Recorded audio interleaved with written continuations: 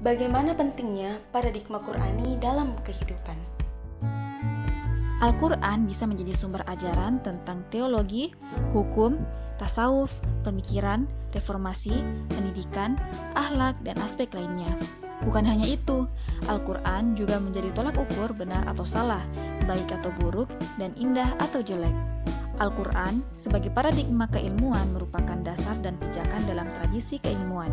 Menurut ilmu pengetahuan dalam Islam sebenarnya bertujuan untuk mencapai dua kebaikan, yaitu kebaikan dunia dan akhirat.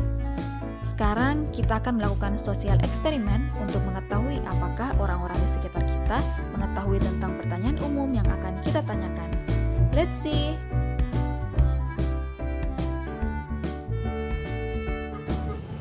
Kapan? 114 surah. Ada 114 surah.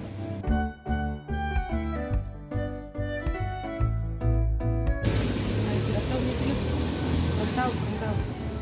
Kalau Makki itu kalau tidak salah Al-Fatihah, Madani itu Al-Baqarah. Surah Makkiyah itu contohnya Al-Fatihah, dan Madaniyah itu surah Al-Waqiah.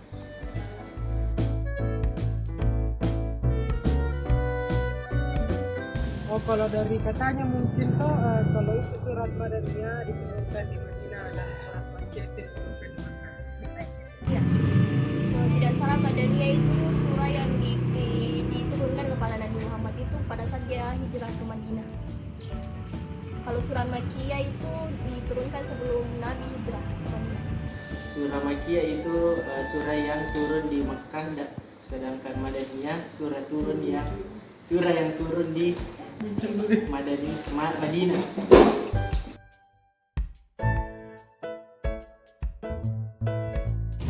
Kalau itu pasti semua orang tahu Iqra. Ayat yang pertama kali turun itu ayat 1 dari surat Al-Alaq. Yaitu Iqra, baca yang artinya baca. Nah, bagaimana dengan jawaban mereka? Wah, jawabannya sudah hampir benar semua ya. Jadi teman-teman, jumlah surah dalam Al-Quran ada 114 surah, mulai dari surah pertama yaitu surah Al-Fatihah sampai surah yang terakhir, yaitu surah An-Nas. Seperti yang kita ketahui bersama, ada banyak surah dan ayat yang terdapat di dalam Al-Quran, dan mungkin masih sedikit yang tahu ternyata dalam Al-Quran terbagi atas dua jenis surah. Ada yang dikatakan surah Makkiyah dan ada juga yang dikatakan dengan surah Madaniyah. Surah Makkiyah itu sendiri adalah surah yang diturunkan oleh Allah kepada Nabiullah Muhammad SAW sebelum Nabi Muhammad hijrah ke Madinah. Contohnya seperti surah Al-A'raf, surah Yusuf, surah Luqman, dan lainnya. Sedangkan surah Madaniyah ialah surah yang diturunkan kepada Nabiullah Muhammad SAW setelah Nabi Muhammad sudah hijrah ke Madinah.